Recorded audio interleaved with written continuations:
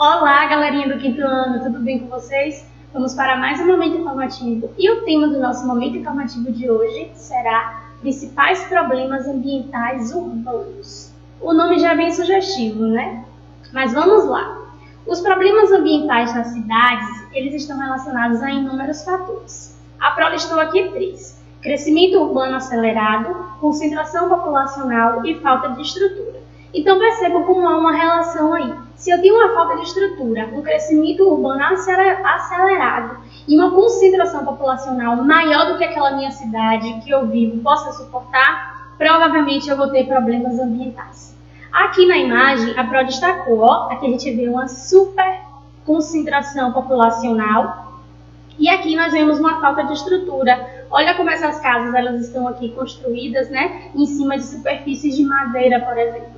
Isso é um sinal de que essa cidade ela teve um crescimento urbano acelerado e um crescimento populacional também acelerado, o que fez com que essas pessoas fossem morar nesses locais aqui, bom? Porém, entre os principais problemas urbanos ambientais, nós temos aí alguns que são os mais comentados e os que a gente já ouviu, provavelmente já conhece, que é a poluição da água, a poluição do ar e do solo, as enchentes, deslizamento de terra e as ilhas de calor.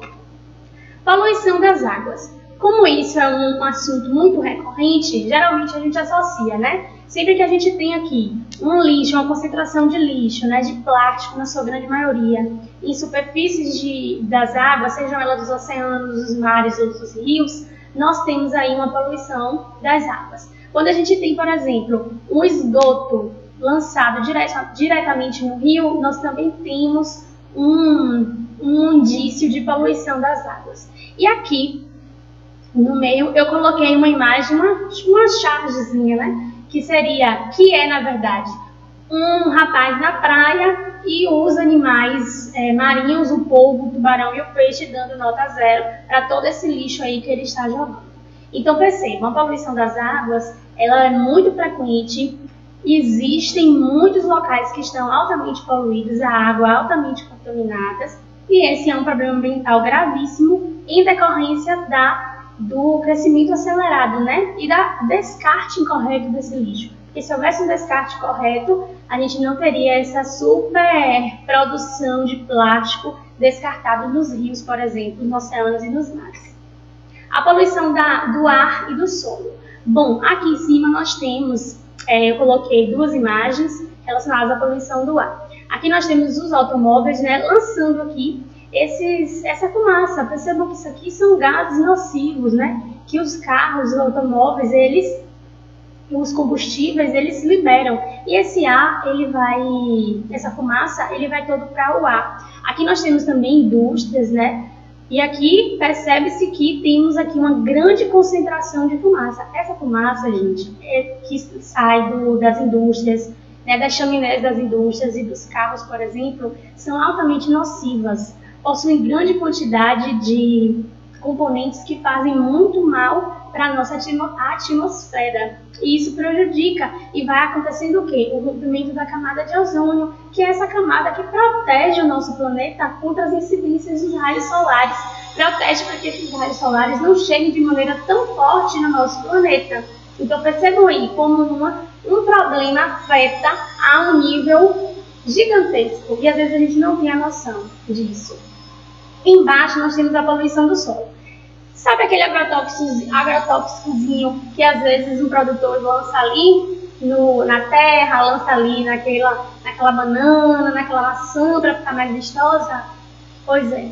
Sinto informar que esses agrotóxicos, eles também contribuem para a poluição do solo. Por quê? Porque ele vai enfraquecendo o solo, vai deixando o solo fraco em sais minerais e vitaminas. Porque o solo ele também precisa ser um solo fértil, né? Ele precisa estar nutrido para ele poder gerar aquela semente, fornecer para aquela semente condições favoráveis para o crescimento dela. Aqui também ao lado a gente pode observar o descarte do lixo.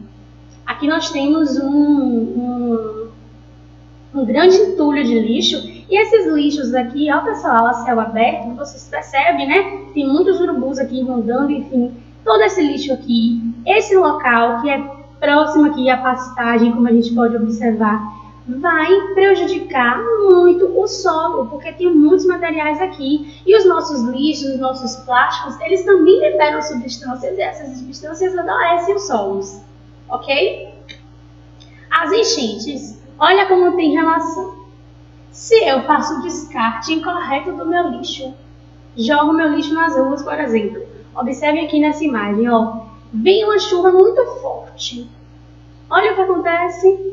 Olha as enchentes aí. Por quê, Porque tem tanto lixo, minha gente, que provavelmente esse lixo entupiu os bueiros. E aí o que acontece? A água não tem como escoar. Se a água não tem como escoar, esse lugar vai alagar. E aí a gente percebe um alagamento com a grande concentração de lixo. Aqui também a gente percebe a concentração de lixo.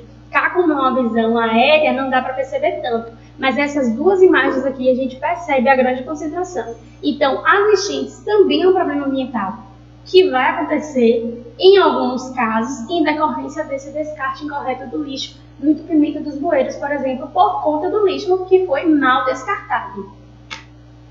E os deslizamentos de terra. Bom, os deslizamentos de terra também são um problema ambiental. Por quê? E aí eu vou explicar. Porque é o seguinte, com o crescimento da cidade, o que é que acontece? Algumas pessoas vão morar em locais muito perigosos, vão morar em locais em que há ali um perigo de um deslizamento. Por quê? Porque para a terra ela não deslizar, eu preciso ter raízes que segurem ali aquela terra, eu preciso ter plantações que segurem ali, preciso ter árvores. Se as pessoas elas precisam construir suas moradias, elas vão derrubar essas plantas, derrubar essas árvores. Só que sem essas plantas, sem essas árvores para segurar essa terra, quando vier uma chuva muito forte, o que é que pode acontecer? Os deslizamentos. Infelizmente, no nosso país acontecem muitos deslizamentos e que colocam muitas pessoas em risco. Então, muitas pessoas perdem a vida por conta dessa questão, desse problema. Tá bom? E as ilhas de calor? Bom, percebam aqui que eu coloquei duas imagens para explicar as ilhas de calor para vocês, tá bom? Aqui eu tenho a zona rural e aqui eu tenho a cidade.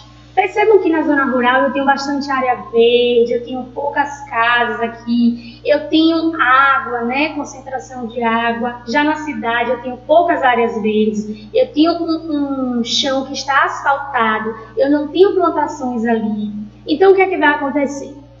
O calor que vai chegar na zona rural, ele vai ser absorvido em menor quantidade. Por quê? Porque as plantas elas vão ajudar nesse processo de evaporação da água do solo. Percebam aqui, ó. Olha a evaporação aqui acontecendo. Já na cidade, o calor, o recebimento desse calor vai ser bem maior. Por quê? Porque eu não tenho plantas aqui, eu não tenho um solo com grama que possa fazer essa evaporação. Eu tenho um asfalto que impede que esse calor chegue, que a terra retenha. Então a quantidade evaporada vai ser bem menor se comparado com a da zona rural. Então a penetração da água vai ser bem menor se comparada com a zona rural.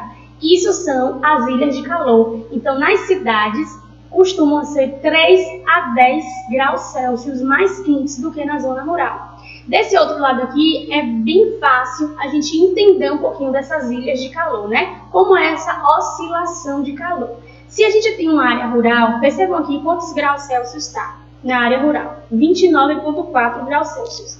À medida que eu vou aumentando aqui e que eu vou diminuindo essa área verde, que eu vou diminuindo essa concentração de plantas, a minha temperatura, o meu grau Celsius também aumenta. Perceba a diferença de 29,4 graus Celsius da área rural para 32,8 graus Celsius do centro da cidade. Então, à medida que eu vou tendo plantações, ela vai caindo, tá vendo? Aqui onde tem uma área verde já diminuiu um pouco, foi para 30 graus. Então, galera, é isso aí. As ilhas de calor são essa grande concentração de calor que geralmente os centros urbanos eles não conseguem reter tanto quanto a zona rural, tá certo? Bom, esse foi o nosso momento informativo, espero que vocês tenham compreendido. Ficamos por aqui e até o próximo momento.